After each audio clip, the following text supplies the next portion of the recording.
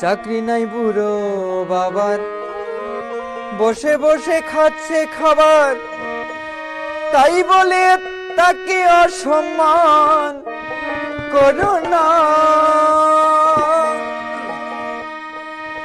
ভালো করে দেখো ভেবে, তুমি একদিন বুড়ো হবে। ভালো করে দেখো ভেবে, তুমি একদিন বুড়ো হবে। তোমার ছেলে তোমায় সম্মান করবে না, তোমার ছেলে তোমায় সম্মান করবে না।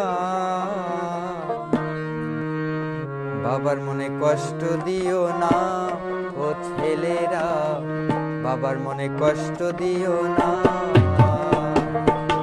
বাবার মনে কষ্ট দিও না ও ছেলেরা, পিতার মনে কষ্ট দিও না। চাকরি